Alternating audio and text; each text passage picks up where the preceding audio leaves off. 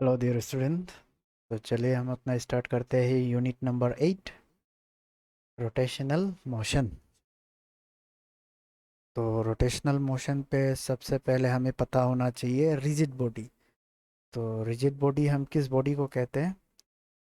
Suppose ये कोई body है, इनका जो पार्टिकल्स है, सपोज यहाँ पे जो पार्टिकल्स, दो पार्टिकल्स के बीच में जो डिस्टेंस है वो हर वक्त सेम रहेगा। ठीक है। अगर हमने सपोज हमने बाहर से एक्सटर्नल फोर्स अप्लाई किया है, इसके बावजूद भी इनका जो जो डिस्टेंस है इन दो पार्टिकल्स के बीच में वो क्या रहना चाहिए? सेम रहना चाहिए। तो इस तरह के बॉडी को हम क्या कहते हैं? Rigid body. ठीक है। देन इसके बाद जो रिजिड बॉडी होता है उनका टू टाइप्स ऑफ मोशन वो शो करता है। तो पहला वो है रोटेशनल, सॉरी ट्रांसलेशनल मोशन। ये इस मोशन पे हमारे जो रिजिड बॉडी होता है उनका पार्टिकल्स का वेलोसिटी हर पॉइंट पे क्या रहना चाहिए? सेम रहना चाहिए। ठीक है। तो हम एग्जांपल पे ले सकते हैं स्लाइडिंग ऑफ ए ब्लॉक। कोई ब्लॉक है जो स्लाइड कर रहा हो, ठीक है, किसी इंक्लाइन प्लेन से। तो इस वक्त हम देखते हैं कि इस पोजीशन पे जो पार्टिकल है उनका वेलोसिटी b है, एंड इस पोजीशन पे जो है उनका पार्टिकल्स वेलोसिटी भी कितना रहेगा? v रहेगा। ठीक है। यहाँ पे जो पार्टिकल उनका भी वेलोसिटी कितना रहेगा? v रहेगा। तो हर एक अलग अलग पोजीशन पे भी उस पार्टिकल का पोजीशन वेलोसिटी क्या रहता है? सेम रहता है। तो इस तरह के मोशन को हम क्या कहते हैं? Translational motion. ठीक है। एंड इसके बाद दूसरे टाइप्स ऑफ मोशन है रिजिड बॉडी का, वो है रोटेशनल मोशन। अब रोटेशनल मोशन पे क्या होता है? जो पार्टिकल्स होता है उनका हर अलग अलग पॉइंट पे या अलग अलग पोजीशन पे उनका जो वेलोसिटी होगा वो डिफरेंट रहेगा। ठीक है। तो एग्जांपल पे आप देख सकते हो, जैसे wheel rotate around their axis of rotation. Axis of rotation किसे कहते हैं? वैसे इमेजिनरी लाइन जिसके हेल्प से वो रोटेट कर रहा हो। तो फॉर एग्जांपल हम एक व्हील देखते हैं। तो यहाँ पे कोई व्हील है, इस व्हील पे कोई पार्टिकल्स यहाँ पे, उनका जो वेलोसिटी है यहाँ पे देखिए v रखा है। अब यही पार्टिकल्स अगर यहाँ पे आ गया तो इनके यहाँ पे देखिए वेलोसिटी का डायरेक्शन क्या हुआ? पहले वाले से चेंज हो गया। यहाँ पे आया फिर चेंज हो गया, फिर यहाँ पे आया चेंज हो गया। ठीक है। और जैसे ही वो इस पोजीशन पे आएगा तो उनका वेलोसिटी क्या हो जाएगा? ये वाले से ठीक अपोजिट हो जाएगा। ठीक है। तो यहाँ पे देखिए वेलोसिटी उनका कितना हो गया? -v। तो यहाँ पे रोटेशनल मोशन पे हम देख रहे हैं कि हर पॉइंट पे उस वेलोसिटी का डायरेक्शन चेंज होने की वजह से वेलोसिटी क्या कह रहा?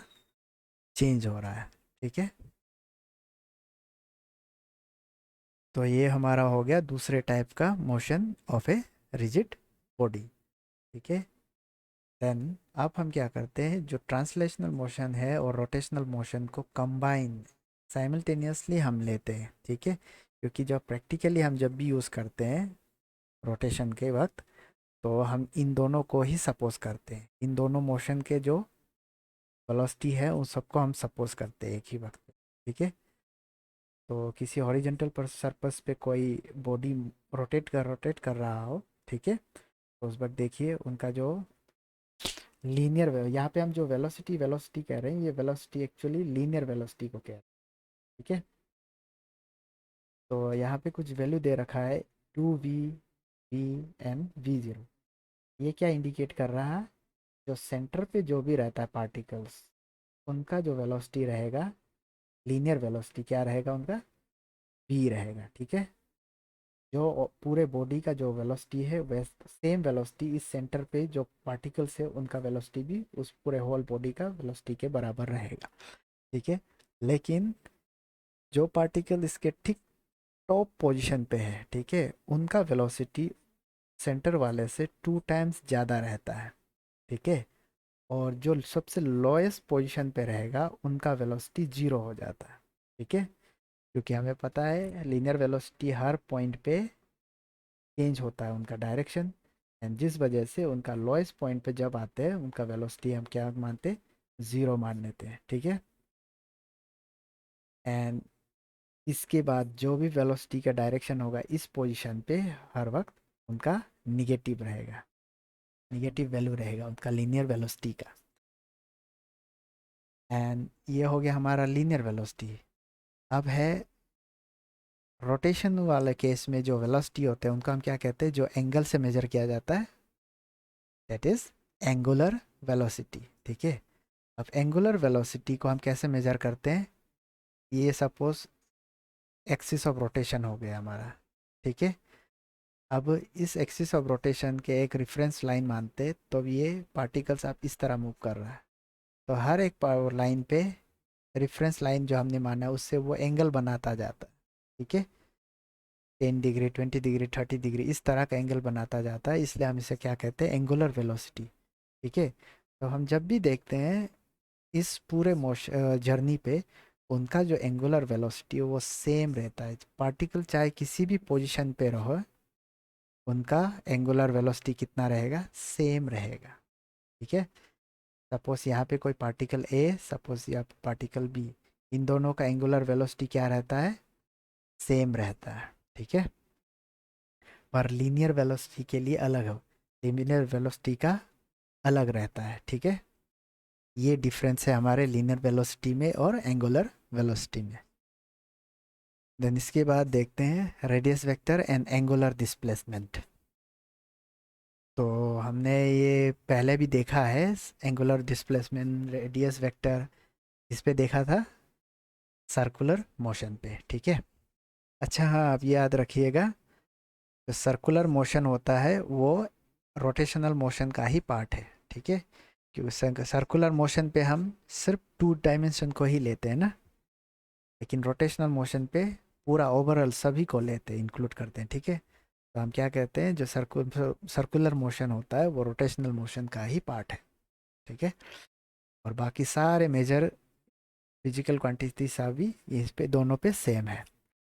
तो रेडियस वेक्टर हमारा क्या हो गया, किसी पोजीशन, ये सपोज हमारा सर्कल का सेंटर है, ठीक है। अब कोई पार्टिकल्स हमारे यहाँ पे है, ठीक है। उस सेंटर से हम जब भी एक लाइन ड्रॉ करते हैं तो ये जो हमारा क्या कहलाता है, रेडियस वेक्टर, ठीक है। अब ये रेडियस वेक्टर को हम सपोज इसे रेफरेंस पॉइंट मान लेते हैं, ठीक है। अब यहाँ से पार्टिकल मूव होता हुआ यहाँ पे गया, ठीक है। तो यहाँ पे फिर हमने एक लाइन ड्रॉ किया रेडियस वेक्टर, तो इनके बीच का जो एंगल बना, दैट्स आवर एंगुलर डिस्प्लेसमेंट, ठीक है। देखिए एंगुलर डिस्प्लेसमेंट, एंड उनको हम जब मेजर करते हैं तो उनका वैल्यू ऐसा भी निकालते हैं, एंगुलर डिस्प्लेसमेंट को हम थीटा से रिप्रेजेंट करते हैं, ओके। एंड एंगुलर डिस्प्लेसमेंट को हम निकालते लीनियर डिस्प्लेसमेंट, लीनियर डिस्प्लेसमेंट का मतलब हो गया यहाँ से लेकर वो यहाँ तक जितने ट्रेवल किया, तो सर्कल पे हम क्या कहते हैं इस लेंथ को, arc, arc length, right, arc length कहते हैं। तो उसे हम थीटा के लिए निकालने के लिए हम क्या करते हैं, आर्क लेंथ, जिसे क्या कहा गया यहाँ पे, linear displacement, okay. Arc length divided by जो उनका रेडियस होता है, ओके। तो यहाँ से भी हम निकाल सकते हैं इनका थीटा का value in terms of numbers, okay. And angular displacement जो हमारा क्या होता है, वेक्टर क्वांटिटी होता है, ठीक है। एंड इनको हम क्या यूनिट पे रिप्रेजेंट करते हैं, रेडियन पे, ठीक है। और रेडियन है और इनका डायमेंशन लेस है, तो इनका कोई रेडियन का कोई किसी भी तरह का डायमेंशन नहीं होता, ठीक है। एंड इसे हम वेक्टर फॉर्म में जब इनका लीनियर डिस्प्लेसमेंट को रिप्रेजेंट करते हैं तो इस तरह से रिप्रेजेंट करते हैं, ठीक है। S equal to theta cross vector dot cross product of angular displacement to radial vector, ठीक है। एंड नंबर ऑफ रिवॉल्यूशन, यहाँ से हम नंबर ऑफ रिवॉल्यूशन भी निकाल सकते हैं एंगुलर डिस्प्लेसमेंट अगर हमें पता हो तो। ठीक है, वो कैसे? एंगुलर डिस्प्लेसमेंट कुछ हमें अगर सपोज 720 डिग्री ये रेडियन पता है, ठीक है, ये मैंने डिग्री लिख दिया, 720 रेडियन। ठीक है, इसका मतलब है कि कितना रिवॉल्यूशन हो चुका है उनका, 2 पाई। 2 पाई का मतलब होता है 360। ठीक है, तो 360 × 2, दैट्स मीन्स ये रेडियन रेडियन कैंसिल, कितना टाइम्स रिवॉल्व हुआ है वो 2 टाइम्स रिवॉल्व हुआ है। ठीक है, तो इस तरह से हम नंबर ऑफ रिवॉल्यूशन भी निकाल सकते हैं। Then after that the rate of change of angular displacement, जो हमारा एंगुलर डिस्प्लेसमेंट का जो टाइम के रेट से चेंज हो रहा है उनको हम क्या कहते हैं? Angular velocity. Okay, and then angle trace per unit time by radius vector is angular speed. ठीक है, हर यूनिट टाइम पे जितना एंगल बन रहा है उस रेडियस वेक्टर की वजह से, दैट्स आवर एंगुलर स्पीड। ठीक है, एंड जो एंगुलर डिस्प्लेसमेंट का टाइम के साथ जो चेंज हो रहा है दैट्स आवर एंगुलर वेलोसिटी। ठीक है, यहाँ पे बस याद रखिए rate of change of angular displacement. ठीक है, इस वक्त हम क्या करते हैं? डायरेक्शन भी इंक्लूड करते हैं, इसलिए एंगुलर वेलोसिटी हो गया। लेकिन जो angle trace per unit time, हर यूनिट टाइम पे जो एंगल बन रहा है, यहाँ पे हमें डायरेक्शन हमने इंक्लूड नहीं किया, हमने सिर्फ मैग्नीट्यूड को इंक्लूड कर रखा है, दैट्स वाई एंगुलर स्पीड। ठीक है, और ये हमारा हो गया उस इंस्टेंटेनियस एंगुलर वेलोसिटी का। ठीक है, हम इस तरह से लिखते हैं, इंस्टेंटेनियस किसी पार्टिकुलर टाइम पे हमारा एंगुलर वेलोसिटी कितना रहेगा, दिस वन। और एवरेज हम कैसे निकालते हैं? Change in angular displacement by change in time. Okay, और एंगुलर डिस्प्लेसमेंट का, एंगुलर वेलोसिटी का सॉरी, हमारा ऐसा यूनिट होता है रेडियन पर सेकेंड। डायमेंशन हो गया m0L0 T⁻⁻1। ठीक है, अब angular velocity and linear velocity के बीच का रिलेशन तो हमें पता है, b is equal to R into omega. R is our radius. ठीक है, वो पार्टिकल्स किसी भी सेंटर पॉइंट से कितनी दूर पे है, ये हमारा क्या होता है उस सर्कुलर मोशन पे, रेडियस कहलाता है। ठीक है, तो रेडियस इंटू एंगुलर वेलोसिटी, और उनको अगर हम वेक्टर नोटेशन पे रिप्रेजेंट करें तो हम इस तरह रिप्रेजेंट करते हैं। ठीक है, vector B equal to omega, vector omega cross product R radial vector. ठीक है, क्रॉस प्रोडक्ट हमने क्यों यूज़ किया? क्योंकि हमारा जो रिजल्ट है वो क्या, वेक्टर क्वांटिटी। ठीक है, then equation of rotational motion, जैसे काइनेमेटिक्स हमारा इक्वेशन हमें पता है, काइनेमेटिक्स पे इक्वेशन ऑफ मोशन हमारा लीनियर मोशन के लिए हम क्या क्या लिखते थे? Equal to U A T, right. तो इसी को यहाँ पे रोटेशनल केस पे क्या लिख देते हैं हम? वेलोसिटी को हम कहते हैं एंगुलर वेलोसिटी, इनिशियल वेलोसिटी को ओमेगा नोट से, एंड एक्सेलरेशन को रोटेशनल केस पे हम अल्फा लिखते हैं, angular acceleration time. Okay, similarly बाकी जो रिलेशन है उनको भी ऐसे लिखते हैं। ओके, ये एंगुलर डिस्प्लेसमेंट, लीनियर डिस्प्लेसमेंट हम ऐसे लिखते थे, U T plus half A T square. ठीक है, लीनियर डिस्प्लेसमेंट की जगह पे हमने एंगुलर डिस्प्लेसमेंट थीटा लिखा है, इनिशियल वेलोसिटी की जगह initial angular velocity time into half into acceleration की जगह alpha angular acceleration and time square. ठीक है, और बाकी इक्वेशन भी इस तरह का हम लिखते हैं। ये हमारा क्या हो गया? Equation of rotational motion. Then इसके बाद एक क्वेश्चन है, a wheel of a cycle is rotating at 10 revolution per second. After 20 seconds, it is rotating with speed of 20 revolution per second. Calculate the angle through which this will turn in 20 seconds. हमें ये बताया गया है कि कोई wheel है, किसी cycle का व्हील, वो कितनी स्पीड से रोटेट कर रहा है? 10 रिवॉल्यूशन, 1 सेकेंड में 10 टाइम्स रिवॉल्व करता है। ठीक है, तो ठीक 20 सेकेंड बाद उनका जो रोटेशन है वो 10 से बढ़कर कितना हो गया? 20 हो गया। तो हमें ये बताना है इन 20 सेकेंड के अंदर उसने कितना एंगल, उस व्हील ने कितना एंगल टर्न किया होगा। ठीक है, तो हम कैसे निकालते हैं? तो 10 रिवोल्यूशन पर सेकेंड, इसका मतलब है ये फ्रीक्वेंसी दे रखा है, ठीक है, क्योंकि हमें पता है फ्रीक्वेंसी क्या होता है, नंबर ऑफ साइकिल पर सेकेंड ये होता है, राइट। तो कितना साइकिल हुआ है, 10 साइकिल, साइकिल कहो या रिवोल्यूशन, ठीक है। तो ये हमारा क्या हो गया, फ्रीक्वेंसी। अब फ्रीक्वेंसी को हम एंगुलर के फॉर्म में कैसे लिखते हैं, 2 पाई न्यू, ठीक है। तो न्यू का वैल्यू हमें पता है 10, तो ये हो गया हमारा इनिशियल एंगुलर वेलोसिटी। ठीक इसी तरह 10 रिवोल्यूशन से वो 20 रिवोल्यूशन हो गया, तो एंगुलर वेलोसिटी हमारा कितना हो गया, 40 पाई रेडियन पर सेकेंड, ठीक है। टाइम दे रखा है 20 सेकेंड का। एंगुलर एक्सेलरेशन, एंगुलर एक्सेलरेशन का रिलेशन हमें पता है, alpha equal to omega by T, ठीक। और यहाँ पे इसी टाइम पे दे रखा है omega, final omega angular velocity minus initial angular velocity by time. तो हमने निकाला है कितना आया, पाई रेडियन पर स्क्वायर। अब हमें एक्सेलरेशन पता है, एंगुलर वेलोसिटी पता हो गया, टाइम पता है, तो हम इस रिलेशन से एंगल निकाल सकते हैं, एंगुलर डिस्प्लेसमेंट निकाल सकते हैं। हमारा निकला कितना, 600 पाई रेडियन। देन हमें पता है 360 डिग्री कितना होता है, 2 पाई रेडियन, ठीक है।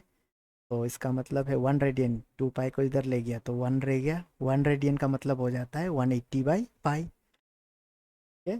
तो अभी हम क्या करते हैं, 600 पाई को, इसको रेडियन को, रेडियन का जगह कितना लिख देते हैं, 180 डिग्री/पाई, क्योंकि हमें कितना एंगल निकाला वो बताना है, ठीक है। तो एंगल तो हम जनरली डिग्री में बताते हैं, ठीक है, इसलिए हम डिग्री में कन्वर्ट कर रहे हैं इसको। तो कन्वर्ट करने के बाद हमारा आया कितना, 1,08,000 डिग्री, ओके। तो इसका मतलब है इस 10 सेकेंड पे और 20 सेकेंड के बीच इतना रिवोल्यूशन से 10 से 20 रिवोल्यूशन होने पे उस टायर व्हील ने कितना एंगल रोटेट किया है, कितना एंगल बनाया है, 1,08,000 डिग्री, ठीक है। देन अब है हमारा एंगुलर एक्सेलरेशन। तो हमें पता है एंगुलर एक्सेलरेशन क्या था, rate of change of angular velocity with time, right. That is our angular acceleration, ठीक है। एंड ये हमारा हो गया angular acceleration in terms of angular velocity and in terms of angular displacement. और ये हमारा वेक्टर क्वांटिटी होता है और उनका यूनिट होता है radian per second square. Dimension formula m0 L0 t-2। And relation between angular acceleration and linear velocity, linear acceleration के बीच में क्या होता है, a into sorry a equal to r into alpha, okay. r हम radius, that is our vector form. Then after it torque, okay. तो torque हमारे जैसे लीनियर केस पे हमारा जो फोर्स होता है, तो ठीक रोटेशनल केस पे हम जो फोर्स एग्जर्ट होता है उनको हम क्या मान लेते हैं, टॉर्क। इसलिए हम टॉर्क को क्या कहते हैं, मोमेंट ऑफ फोर्स भी कहते हैं, ठीक है। तो एग्जांपल पे आप देख सकते हो, ये कोई डोर है और इस डोर का एक्सिस ऑफ रोटेशन कौन हो गया, ये हो गया ये वाल, ठीक है। तो अब सपोज हमने इनको यहाँ से पुश किया, करने का मतलब फोर्स अप्लाई किया, ठीक है। तो यहाँ पे फोर्स एग्जर्ट होगा और ये फोर्स इस एक्सिस से कितनी दूर पे है, आर की दूरी पे, ठीक है। हमने आर रेडियस क्योंकि अगर हम इस एक्सिस के थ्रू अगर रोटेशन देखें तो इस तरह का सर्कल बनेगा, right, continuous roti axis of rotation. इसलिए हम यहाँ पे रेडियस, इस लेंथ को हमेशा रेडियस से ही रिप्रेजेंट करते हैं, ठीक है। तो अब इन दोनों के देखिए, फोर्स हो गया और ये आर हो गया, तो इनसे हमारा क्या क्रिएट होता है, टॉर्क, ओके। एंड टॉर्क हमारा वेक्टर क्वांटिटी होता है, इसलिए हम आर और एफ के प्रोडक्ट को क्या से रिप्रेजेंट करते हैं, क्रॉस प्रोडक्ट से, ठीक है। एंड यूनिट क्या हो जाएगा हमारा, न्यूटन। फोर्स का होता है न्यूटन, रेडियस के लिए हो गया metre, newton metre. Newton metre का डायमेंशन फॉर्मूला हो जाएगा दिस वन। तो टॉर्क के लिए डायमेंशन फॉर्मूला होगा ml² t-2, ठीक है। तो यहाँ पे कोई इस एग्जांपल पे आप देख सकते हो, जो हमारा फोर्स का डायरेक्शन होता है फोर्स और ये रेडियस, रेडियल वेक्टर और फोर्स के डायरेक्शन दोनों के बीच जो डायरेक्शन होता है, इनका जो टॉर्क का जो मैग्नीट्यूड होता है इन दोनों की डायरेक्शन पे डिपेंड करता है, ठीक है। क्योंकि टॉर्क हमारा वेक्टर क्वांटिटी है तो ऑब्वियसली वो डायरेक्शन पे भी डिपेंड करेगा। देन यहाँ पे 3 केस दे रखा हुआ है। अगर हमने फोर्स को किसी दूरी आर के डिस्टेंस से इस तरह से 90 डिग्री के टर्म्स में एग्जर्ट कर रहे हैं, ठीक है, तो उस वक्त हमारा टॉर्क मैक्सिमम रहता है। अगर आर और एफ के बीच 90 डिग्री का रिलेशन हो, 90 डिग्री का एंगल हो, ठीक है, उस वक्त हमारा टॉर्क मैक्सिमम रहे। और अगर हमने आर के डायरेक्शन और फोर्स के डायरेक्शन को सेम रखा, दोनों के बीच में 0 डिग्री रखा, तो उस वक्त भी हमारा टॉर्क का वैल्यू क्या होगा? 0। वहाँ पे किसी भी तरह का टॉर्क जनरेट नहीं होगा।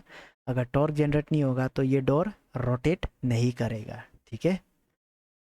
एंड थर्ड वाले कंडीशन में क्या किया है, हम जहाँ पर एक्सिस ऑफ रोटेशन है वहाँ पे हमने फोर्स अप्लाई किया है। इसका मतलब है आर की वैल्यू कितनी होगी?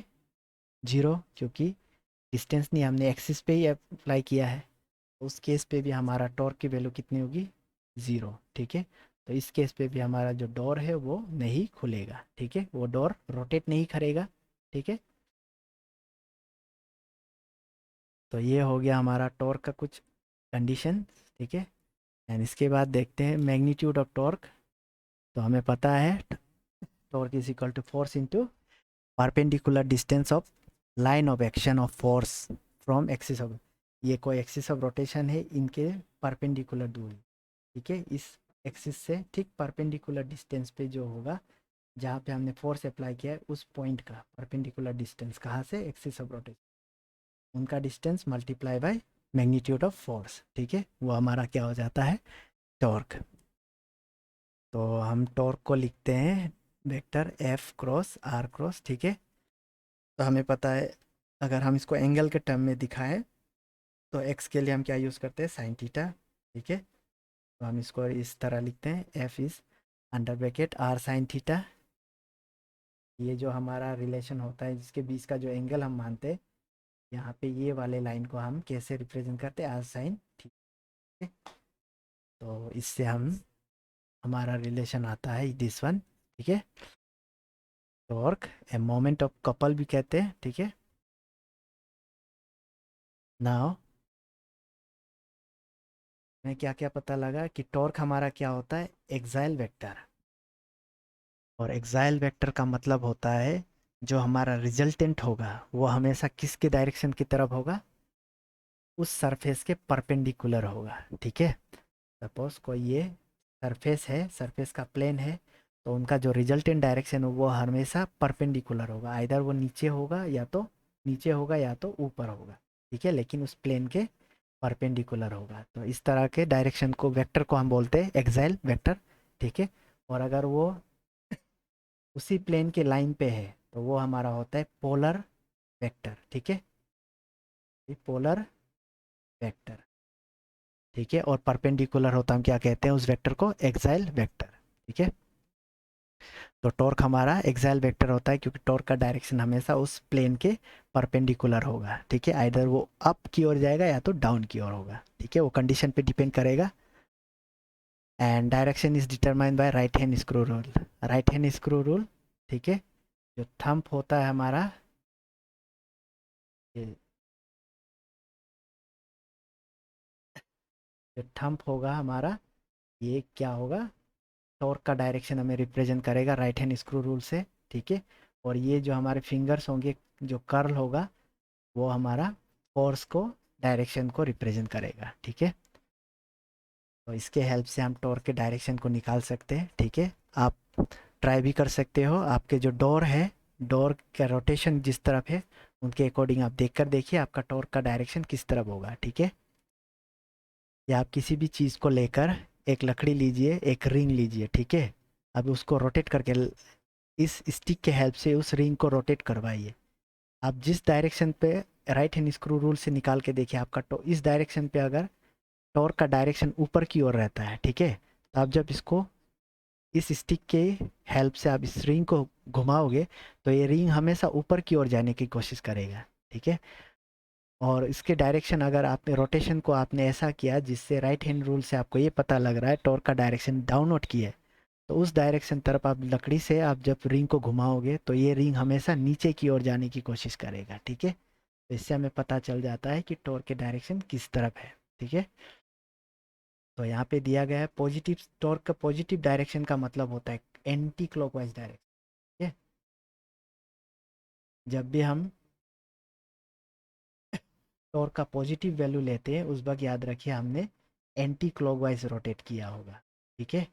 और जब हम क्लॉकवाइज रोटेशन करते हैं तो उस वक्त हमारा जो डायरेक्शन टॉर्क का डायरेक्शन होगा वो निगेटिव की ओर, निगेटिव वैल्यू होगा, ठीक है। तो आप अपने राइट हैंड रूल से करके देखिए, आपका एंटी रोटेशन एंटी क्लॉकवाइज जब भी आप रोटेट करोगे तो आपका जो थंब होगा वो इस डायरेक्शन की ओर आएगा, इस डायरेक्शन, आपके बॉडी का इस डायरेक्शन, ठीक है, राइट साइड की ओर होगा। और अगर आप जब भी क्लॉकवाइज रोटेशन करोगे तो आपका राइट हैंड थंब रूल की वजह से हेल्प से आपका जो थंब का डायरेक्शन होगा वो लेफ्ट की ओर होगा, इसलिए हम माइनस लेते हैं, ठीक है। और राइट की तरफ होने पे पॉजिटिव। ना कुछ क्वेश्चन है, फोर्स दे रखा है, फोर्स का वेक्टर फॉर्म में दे रखा है, सॉरी यहाँ पे वाई लिख रखा है, ये एक्चुअली जे है, ठीक है, वाई नहीं है ये। एंड उनका पोजीशन वेक्टर दे रखा है, ठीक है, उनका पोजीशन दिया गया है, हमें क्या फाइंड आउट करना है, टॉर्क, ठीक है। तो फोर्स हमें पता है, पोजीशन वेक्टर हमें इस फॉर्म में दिया है, ठीक है। तो हम इसको जब यूनिट वेक्टर के साथ लिखते हैं, 1 x के लिए है तो आई के, 2 j के वाई के लिए है तो 2 j के माइनस साइन 2 k के, ठीक है। टॉर्क हमें पता है F क्रॉस R, क्योंकि वेक्टर प्रोडक्ट क्रॉस प्रोडक्ट होता है। और क्रॉस प्रोडक्ट को जब भी हम सॉल्व करते हैं तो इस तरह से डिटर्मिनेंट यूज़ करते हैं, ठीक है। डॉट प्रोडक्ट के लिए हम डायरेक्ट सिंपल मल्टीप्लाई करते थे ना, डॉट प्रोडक्ट हो तो डायरेक्ट मल्टीप्लिकेशन होता है, ठीक है। लेकिन अगर क्रॉस प्रोडक्ट हो तो हम इस तरह से डिटर्मिनेंट करके उसका वैल्यू को निकालते, मैग्नीट्यूड को निकालते, ठीक है। तो इनके लिए हमें सबसे पहले डायरेक्शन को ऊपर लिखते हैं, फिर फोर्स के मैग्नीट्यूड, ठीक है, फिर लास्ट में रेडियस का रेडियल वेक्टर का मैग्नीट्यूड लिखते हैं। तो इस तरह से लिखते हैं। और साइन पे देखिए, सब पे अंदर वाले बॉक्स के अंदर वाले पे फॉर्मूलाज पे हमारा माइनस होता है, सिर्फ ये वाले केस पे साइन चेंज करते हैं। तो इसके लिए हम क्या याद रखते हैं, फर्स्ट वाला हमारा साइन होता है, प्लस साइन होता है, सेकेंड वाला हमारा निगेटिव साइन होता है, ठीक है, एंड अगेन प्लस, इसका मतलब plus minus plus, plus minus plus, ठीक है। ये प्लस साइन हो गया, ये माइनस साइन हो गया, एंड अगेन प्लस साइन, ठीक है। तो आप वैल्यू सबका पुट कीजिए। डिटर्मिनेंट को हम कैसे निकालते हैं, आई के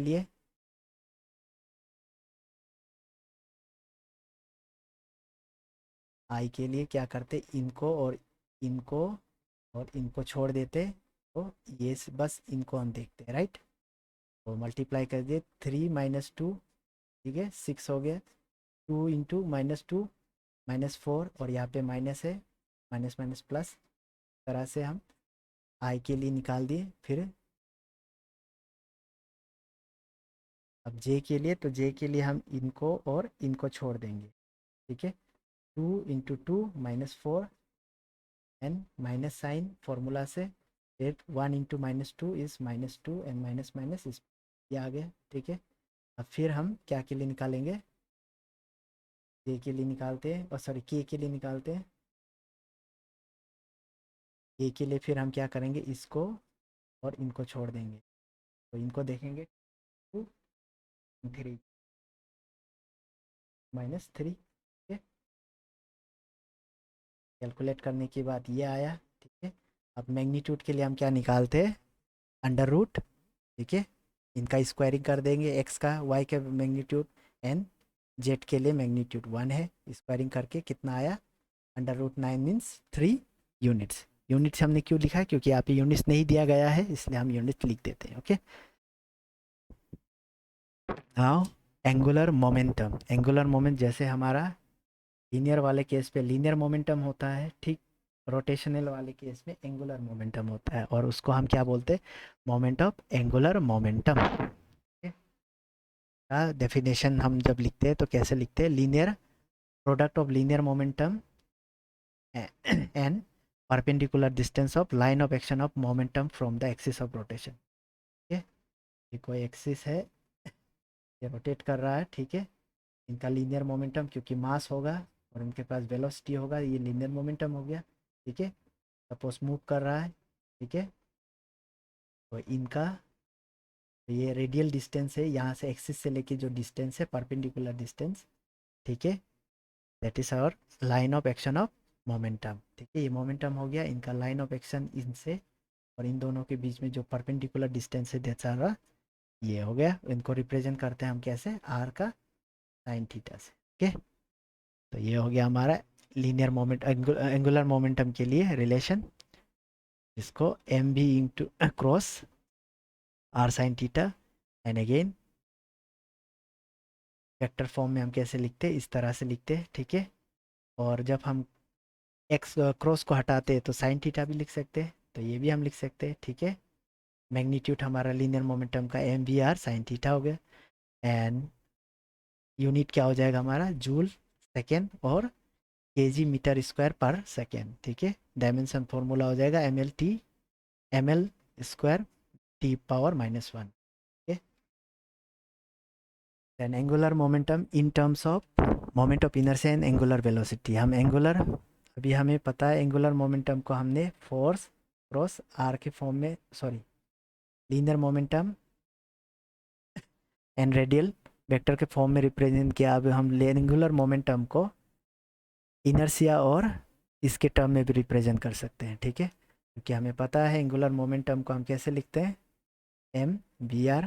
ठीक है, तो हमें ये हमेशा याद रखना चाहिए कि जो मास होता है लीनियर केस पे, सेम एंगुलर केस पे मास की जगह हम क्या लिखते हैं, moment of inertia. Okay, and V N R क्या होता है हमारा, ओमेगा के बराबर। ठीक है, तो ओमेगा, तो ये हो गया हमारा angular momentum in terms of moment of inertia and angular velocity. Then conservation of angular momentum, जैसे हमारा लीनियर मोमेंटम कंजर्व होता है, क्या होता है, जो इनिशियल हमारा है वो फाइनल पे भी हमारा उतना ही होगा, राइट। तो ठीक इसी तरह एंगुलर मोमेंटम हमारा क्या होता है, मास की जगह मोमेंट ऑफ इनर्शिया हो गया, वेलोसिटी की जगह एंगुलर वेलोसिटी हो गया। ठीक है, तो initial angular momentum is always equal to final angular momentum, that's our conservation of angular momentum.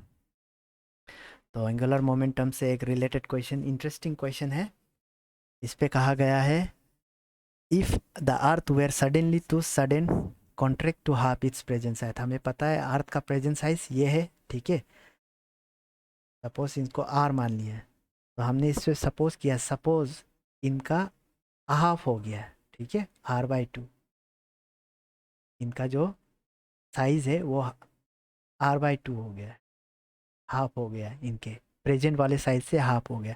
तो इस केस पे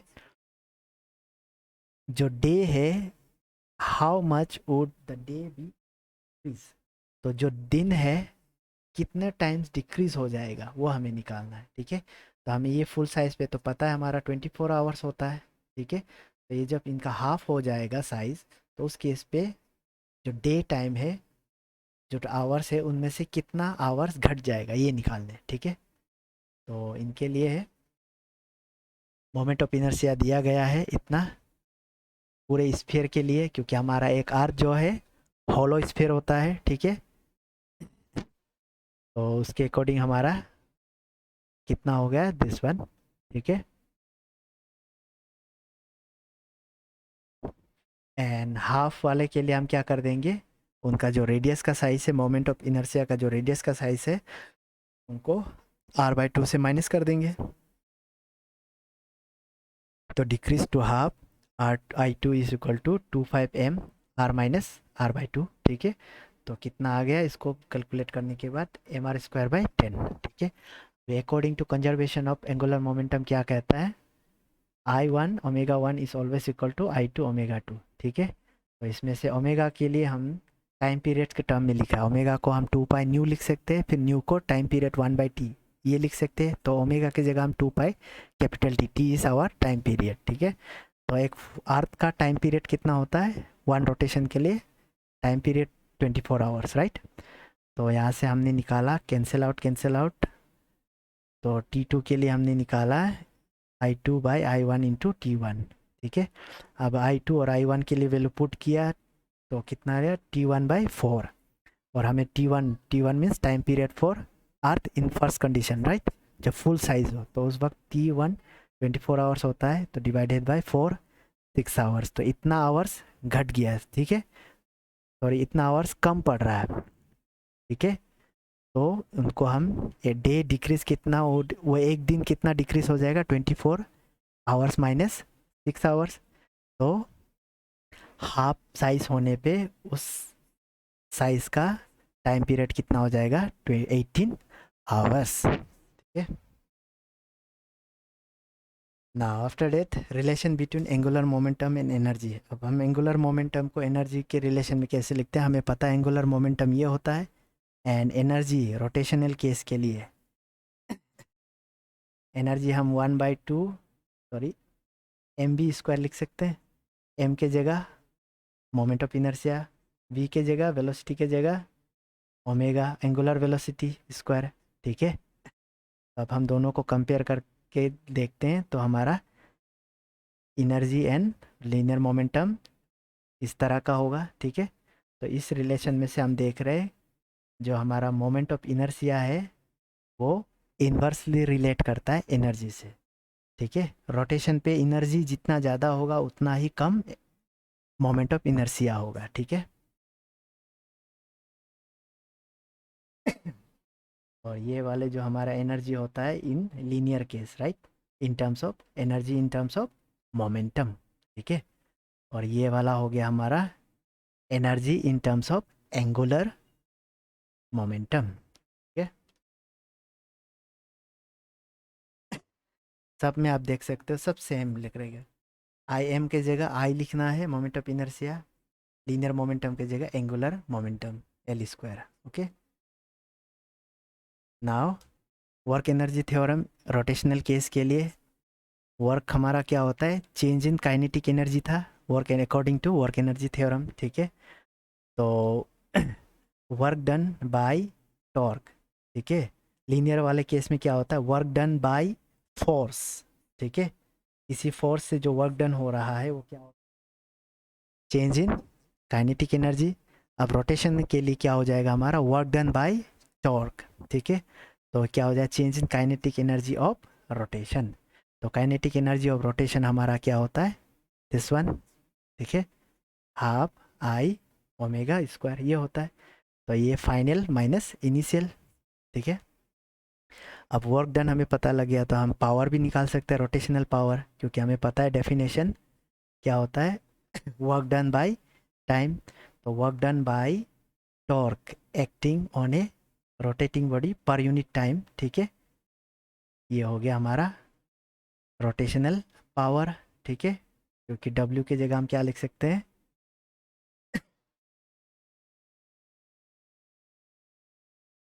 क्योंकि W is equal to linear वाले केस में फोर्स इनटू डिस्प्लेसमेंट लीनियर वाले केस में, रोटेशनल केस में फोर्स की जगह टॉर्क हो गया, ठीक है, एंड डिस्प्लेसमेंट की जगह थीटा हो गया, ठीक है। तो हम क्या कर सकते हैं, इनको जब डिफ्रेंशिएट करेंगे डी ओ में डी टी, तो टो हमारा कांस्टेंट होता है D theta by D T होगा, ये वाला टर्म आ गया, right. And instantaneous rotational power हो जाएगा टो, ठीक है, एंड डी थीटा बाई क्या होता है, D theta by theta is angular, the rate of change of angular displacement with respect to time is angular velocity, right, ये हो गया। तो ये हमारा क्या हो जाएगा, instantaneous rotational power. Now relation between angular momentum and torque. अब एंगुलर मोमेंटम और टॉर्क के बीच में कैसा रिलेशन है, तो हमें पता है जो एंगुलर मोमेंटम है आई ओमेगा, ठीक है। आई में से ओमेगा को, जो एंगुलर वेलोसिटी होता है वो उसको हम क्या लिख सकते हैं, टाइम के साथ चेंज होता है क्योंकि मोमेंट ऑफ इनर्शिया उस बॉडी का कांस्टेंट रहेगा। वेरिएबल हमारा एंगुलर वेलोसिटी है, ठीक है। तो एंगुलर वेलोसिटी ओमेगा, वेलोसिटी को, एंगुलर वेलोसिटी को टाइम के रेस्पेक्ट में चेंज करना मतलब अल्फा, ठीक है। Angular acceleration, okay. Now I angular acceleration, and ये हमारा जो होता है angular acceleration end moment of inertia. Linear वाले केस में आप देख सकते हो, जो लीनियर वाले केस में होता है हमारा आई के लिए हम लीनियर केस में क्या लिखते हैं, एम, मास। एक्सेलरेशन के लिए लीनियर केस में क्या लिखते हैं, ए। मास इंटू एक्सेलरेशन क्या होता है हमारा, फोर्स, सेकेंड लॉ, राइट। अब ये वाले केस में मोमेंट ऑफ इनर्शिया और एंगुलर एक्सेलरेशन हमारा क्या हो जाता है, टॉर्क, ओके। इसलिए हम बोलते हैं कि लीनियर केस पे जो हमारा फोर्स होता है वो ठीक रोटेशनल केस पे हमारा टॉर्क होता है, ठीक है। तो यहाँ से हमें क्या मिल रहा है, second law of rotational motion, ठीक है। ये तो हमारा Newton second law of motion था, ठीक है, लीनियर मोशन था। अब ये हमारा हो जाएगा Newton second law for rotational motion, ठीक है। इसलिए हम इस एक्सप्रेशन को क्या कहते हैं, is also referred as Newton second law for rotational motion, ठीक है। Now angular impulse. तो लीनियर वाले केस में इम्पल्स हमने क्या पढ़ा था, फोर्स इनटू टाइम ना। एक बहुत ही कम समय में जो फोर्स लगता है वो हमारा इम्पल्स था। तो हमारा रोटेशनल केस में क्या हो जाएगा, एंगुलर इम्पल्स, ठीक है। एंगुलर इम्पल्स को फोर्स की जगह हम क्या लिख सकते हैं, टो, ठीक है, एंड चेंज इन टाइम, ठीक है। एंड जो लीनियर एक्सेलरेशन, लीनियर इम्पल्स हमारा क्या होता था, change in momentum, change in momentum, ठीक है। तो इस केस में हमारा क्या हो जाएगा, एंगल टो into delta T is momentum की जगह change in linear momentum, right. ये हो गया, ठीक है। Now equilibrium of a rigid body. तो इक्विलिब्रियम हमें पता है, हम कब इक्विलिब्रियम कहते हैं, जब भी हमारा कोई फोर्स, एक्सटर्नल फोर्स कितना हो उस सिस्टम पे ज़ीरो हो जाए, ठीक है, स्टेबल पोजीशन पे हो जाए फोर्स एग्जर्ट करने के बाद, ठीक है। तो वेक्टर सम ऑफ फोर्सेस हमारा कितना होना चाहिए, जीरो होना चाहिए। ये कौन से वाले केस है, ट्रांसलेशनल के लिए है, इसलिए हम कहते हैं ट्रांसलेशनल इक्विलिब्रियम, ठीक है। अब रोटेशनल पे हमारा क्या हो जाएगा, जो फोर्स की जगह कौन हो, टॉर्क है। तो vector sum of torque is zero, that's our rotational equilibrium, ठीक है। देन ये कुछ इम्पोर्टेंस रिलेशंस है जो हमारे ट्रांसलेटरी एंड रोटेटरी मोशन के लिए है, ठीक है। तो हमें पता है एक्सेलरेशन हम इस तरह से लिखते हैं ट्रांसलेटरी या लीनियर मोशन के लिए, ठीक है। लेकिन रोटेशनल केस के लिए हम अल्फा लिखते हैं, ठीक है। फोर्स हमारा ये होता है लीनियर केस के लिए, एंड टॉर्क होता है हमारा रोटेशनल केस के लिए। लीनियर मोमेंटम ट्रांसलेटरी के लिए, एंड रोटेशनल के लिए एंगुलर मोमेंटम, ठीक है। ये kinetic energy, rotational kinetic energy, ठीक है। वर्क डन कांस्टेंट फोर्स के लिए और वर्क डन वेरिएबल फोर्स के लिए, ठीक है। Work done for constant torque and work done by variable torque, ठीक है। वेरिएबल जब भी होता है तो हम इंटीग्रेट करते हैं, okay.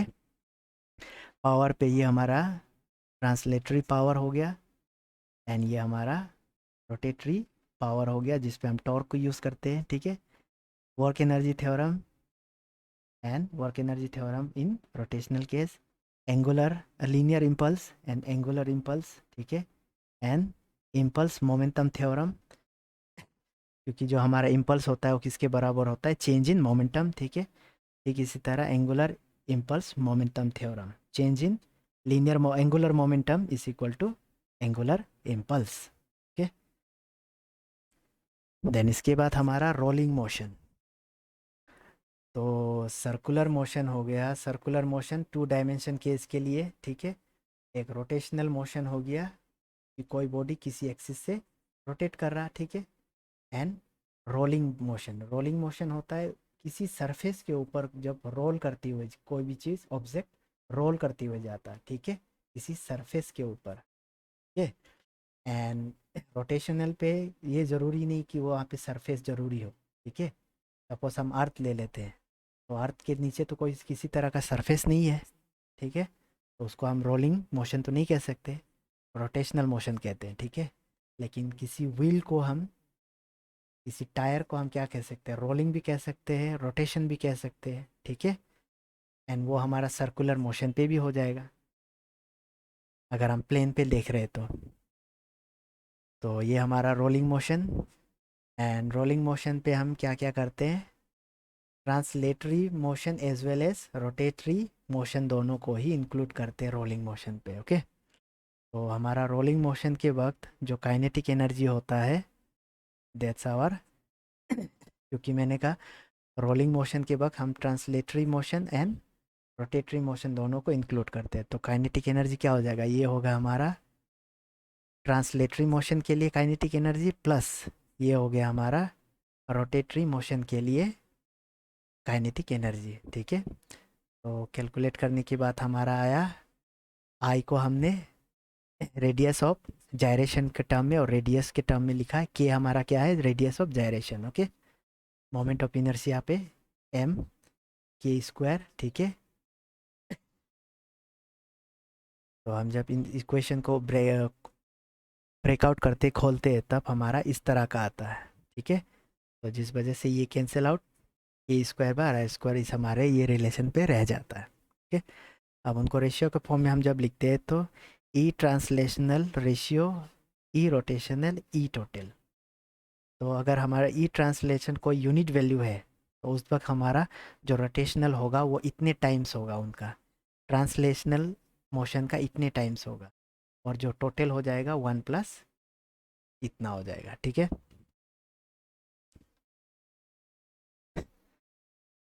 Now linear velocity of different particles of A rolling body.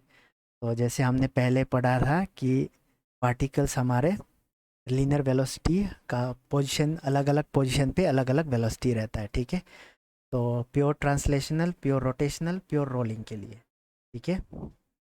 Velocity देखिए, ट्रांसलेशन के लिए हम इस पोजीशन पे जो v है सेम मानते, ठीक है। इसका मतलब ये रोटेट नहीं कर रहा, ठीक है, ये सीधे इस तरह से मूव कर रहा है, ठीक है। और ये रोटेट कर रहा है इस तरह का, तो उस वक्त इनका वेलोसिटी यहाँ पे v है, यहाँ पे v, ठीक है। डायरेक्शन चेंज हो गया, एंड यहाँ पे भी माइनस भी होगा। एंड ये हमारा रोलिंग बॉडी, ठीक है।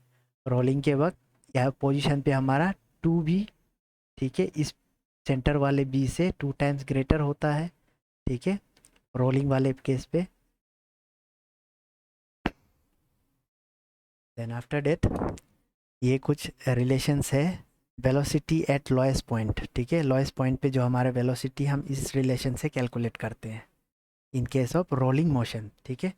आप देख सकते हो यहाँ पे कोई बॉडी है, रोल करते हुए किसी इंक्लाइन प्लेन से रोल करते हुए नीचे जा रहा हो, ठीक है। तो इस वक्त रोल करते वक्त इनका जो इस लोएस्ट पॉइंट पे जो वेलोसिटी रहेगा वो इस रिलेशन से हम निकालते हैं, ठीक है। एंड इस बीच में जर्नी पे जो इनका एक्सेलरेशन होगा वो कितना होगा, this one, okay. And then इस रोलिंग बॉडी को यहाँ से, इस सपोज हमने रेस्ट माना, यहाँ से हमने छोड़ दिया है, तो यहाँ से इनको यहाँ तक ट्रेवल करने पे कितना लगेगा टाइम, दिस इज ये।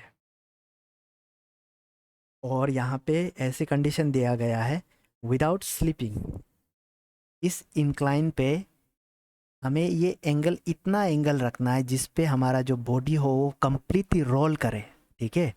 अगर हमने सपोज इतना ज़्यादा इंक्लाइनेशन रख दिया तो इस वक्त बॉडी क्या करेगा, रोल नहीं करेगा, कहीं कहीं टच नहीं करेगा, जिस वजह से वो स्लिप करेगा, ठीक है, वो कंप्लीट रोलिंग नहीं होगा, ठीक है।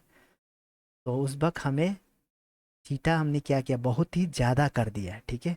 तो हमें मिनिमम कितना एंगल रखना है जिस पे हमारा इस तरह का स्लिप ना हो, स्लीपिंग ना हो।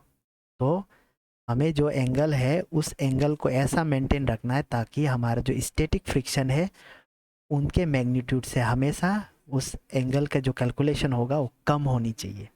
अगर आपने ज़्यादा कर दिया, स्टैटिक फ्रिक्शन से मैग्नीट्यूड ज़्यादा हो गया, तो उस वक्त आपका जो बॉडी है वो कंप्लीटली रोलिंग नहीं करेगा, स्लिप करने लगेगा, ठीक है। और आपने स्टैटिक फ्रिक्शन के कम रखा वैल्यू, या इक्वल रखा या कम रखा, तो उस वक्त आपका जो बॉडी है वो उस कंप्लीटली रोल करेगा उस सरफेस से, ठीक है। वहाँ पे वो स्लिप नहीं करेगा। तो इसके बाद कुछ एक रिलेशन, इससे रिलेटेड एक क्वेश्चन देख लेते हैं। Two identical sphere, one hollow and other solid, ठीक है। दो स्फीयर है, आइडेंटिकल स्फीयर है, एक होलो है एक सॉलिड है, ठीक है। इसी इंक्लाइन, इस तरह का इंक्लाइन हमने रखा है एंगल, और हमने इनको यहाँ से छोड़ा है दोनों को। तो हमें ये बताना है कि यहाँ पे बॉटम पे which one of them reaches the bottom of the incline plane, इस इंक्लाइन प्लेन के बॉटम पे कौन पहुँचेगा। तो ऑब्वियसली स्फीयर है तो दोनों ही पहुँचेगा, पर पहले कौन पहुँचेगा ये हमें निकालना है, ठीक है। तो हम इसको सॉल्व करते हैं। एक्सेलरेशन हमने देखा है, रिलेशन ये है जी साइन थीटा 1+i/mr²। तो मोमेंट ऑफ इनर्शिया होता है हमारा स्फेरिकल सेल के लिए, और सॉलिड के लिए 2/π/mr²। सॉरी, मैंने पहले शायद आपको अर्थ को होलो बताया, अर्थ एक्चुअल होलो नहीं होता है, अर्थ का सरफेस होता है, राइट। अर्थ, अर्थ एक्चुअली क्या है हमारा, सॉलिड हो, ठीक है, क्योंकि उस पर वाटर है, लैंड है, ठीक है। तो मैंने वहाँ पे गलती से होलो कहा था, एक्चुअली होलो नहीं है, वो सॉलिड होगा। एंड तो यहाँ पे मोमेंट ऑफ इनर्शिया हमारा इतना रहा, तो हम एक्सेलरेशन सॉलिड के लिए जब निकालते हैं तो आई के जगह हम इतना वैल्यू पुट करने के बाद कैलकुलेशन पे हमारा इतना आया एक्सेलरेशन। फिर होलो वाले के लिए 2/3 mr², ठीक है, वैल्यू पुट किया तो हमें इतना मिला एक्सेलरेशन। अब दोनों के लिए हम कंपेयर कर रहे हैं, तो कंपेयर करने के बाद हमारा वैल्यू कितना आ रहा है, इतना आ रहा है, ओके, मल्टीप्लाई करें तो ऑब्वियसली जो ए एस है एक्सेलरेशन फॉर सॉलिड स्फीयर, उनका एक्सेलरेशन क्या होगा, ज़्यादा होगा, ठीक है। इस कैलकुलेशन से हम देख सकते हैं ज़्यादा होगा हमारा उस, और एक्सेलरेशन उस सॉलिड का ज़्यादा होगा, मतलब उनको ज़्यादा, उनका वेलोसिटी भी, एंगुलर वेलोसिटी भी बहुत ही ज़्यादा होगा, और वो जल्दी ही ऊपर से नीचे तक पहुंच जाएगा, ठीक है। तो हम क्या बोल सकते हैं, solid sphere reaches earlier than hollow sphere, ठीक है। तो डियर स्टूडेंट, यहाँ पे हमारा ये वीडियो कंप्लीट होता है, ओके। So thank you.